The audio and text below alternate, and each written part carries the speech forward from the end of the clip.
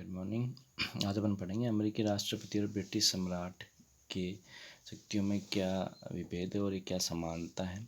कौन से जो शासन अध्यक्ष हैं या फिर इनके राज्य के मुखिया हैं, उनमें दोनों में कौन सा शक्तिशाली है और कौन सा दूसरे से कमज़ोर प्रतीत होता है उनकी शक्तियों के संदर्भ में।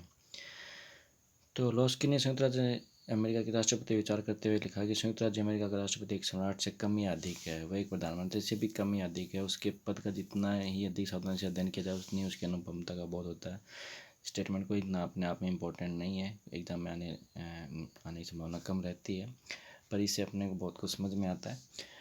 तो ये इनके अकॉर्डिंग ये माना जा सकता है कि कहने को कई मसलों पे ये प्रधानमंत्री से भी कम जोर हो जाता है और कई बार अधिक भी हो जाता है। राष्ट्र सम्राट से भी कम या अधिक हो सकता है, लेकिन अगर व्यवहारिक रूप से देखें तो अधिकांश बातों में न केवल ब्रिटिश सम्राट से अधिक है बल्कि बहुत अधिक है शक्तियों के मामले में।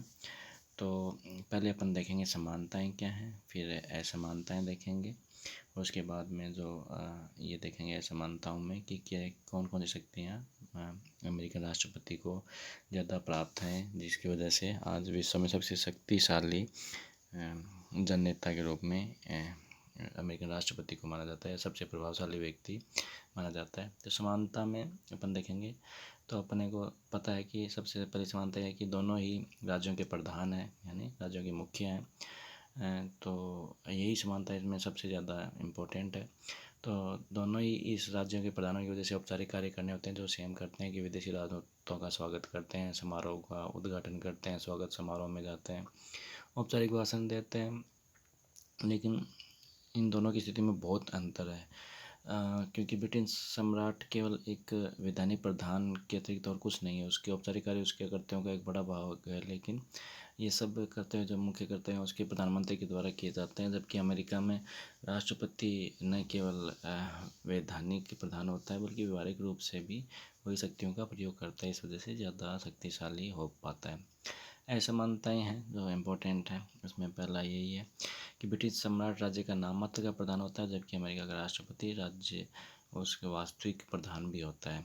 और एक क्वेश्चन छोटा सा आता है कि इनमें से कौन सा राज्य करता है, कौन सा शासन करता है।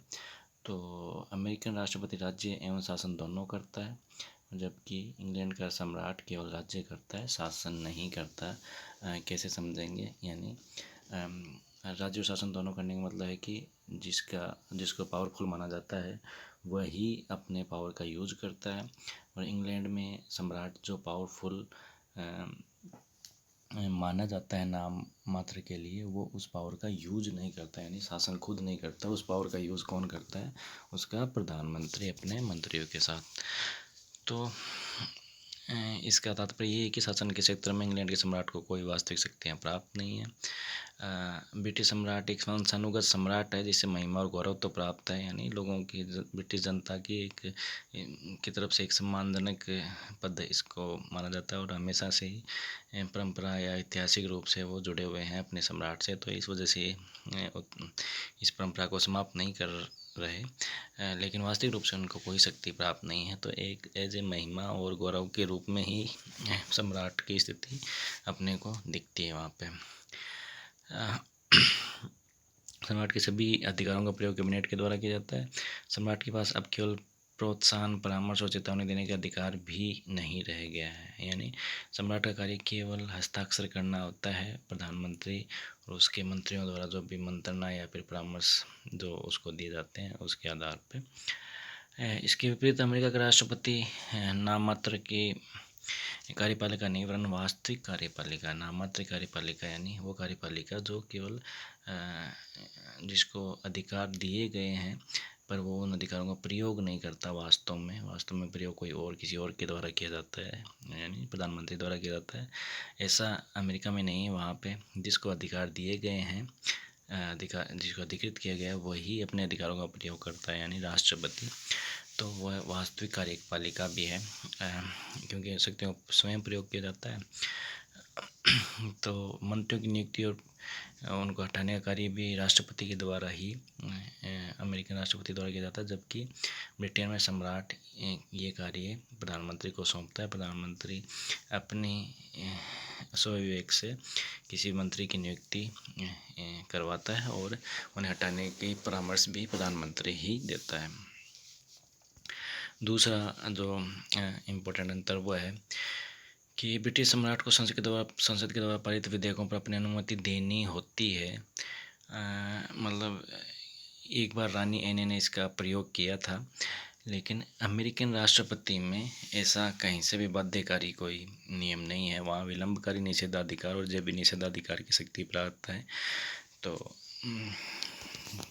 इस तरीके की ये शक्तियाँ हैं, ये ब्रिटिश राष्ट्रपति को जो सम्राट को नहीं मिलती। तो अपने आप में अमेरिकन प्रेसिडेंट को बहुत ज़्यादा शक्तिशाली बना देती हैं।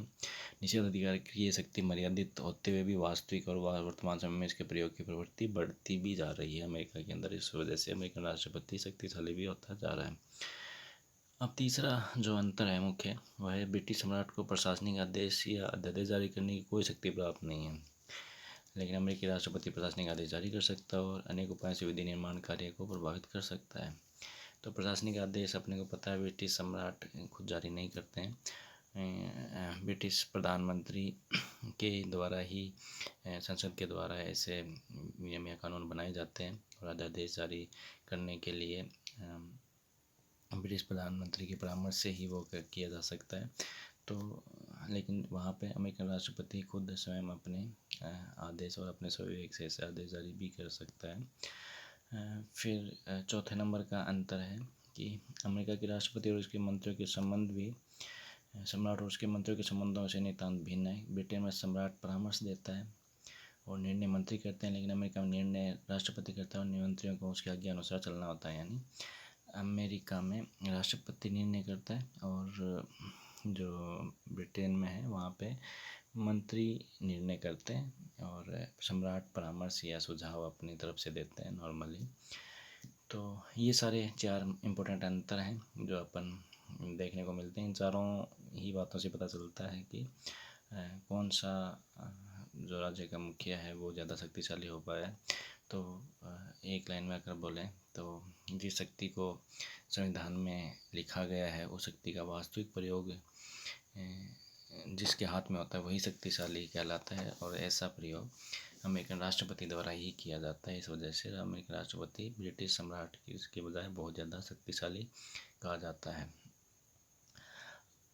अब इसमें संदेह नहीं कि सम्राट अमेरिकी राष्ट्रपति की तुलना में केवल नामात्र का प्रधान होता है, किंतु सम्राट के व्यक्तित्व में जो आकर्षण है, उसके पद में जो गौरव है, वह राष्ट्रपति के व्यक्तित्व और पद में नहीं है। यानी ब्रिटिश जनता और इवन यूरोप की बहुत सारी जनता जो इंग्लैंड के सम्राट हैं उसके प्रति जो उनका भावना है, जो उनके प्रति जो सम्मान है, वैसा सम्मान अमेरिकन राष्ट्रपति को नहीं मिल सकता, क्योंकि अमेरिकन राष्ट्रपति एक जनता द्वारा चुना हुआ प्रतिनिधि होता है जो 5 या 10 साल 4 या 8 सालों के लिए नॉर्मली चुना जाता है। लेकिन सम्राट बहुत वर्षों तक जीवन पर्यंत बने रहते हैं। तो जब 50 वर्ष तक कोई सम्राट बना रहता है तो उसका जो गौरव होता है वैसा गौरव अमेरिकन प्रेसिडेंट को नॉर्मली नहीं मिल पाता।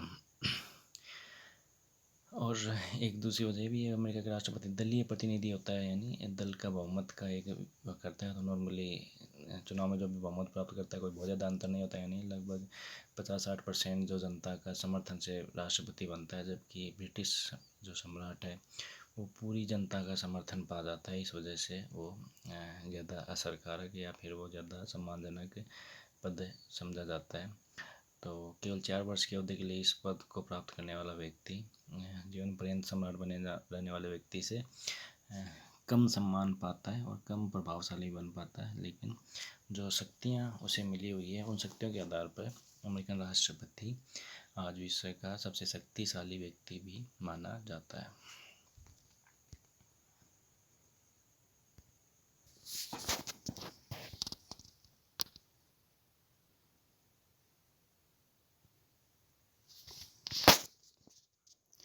इन चारों बिंदुओं को अपन छोटे क्वेश्चन में अपन डाल देंगे। जो अंतर का अगर पूछें केवल और अच्छा ये रहता है कि समानताएं असमानताएं दोनों अपन क्वेश्चन के अंदर रखें। तो अमेरिकन राष्ट्रपति और ब्रिटिश सम्राट के जो अगर यूँ कार्य भी पूछे जाएं तो वो भी इस क्वेश्चन में किए जा सकते हैं। तो समानता असमानता दोनों को रखते हुए क्वेश्चन का आंसर देना है।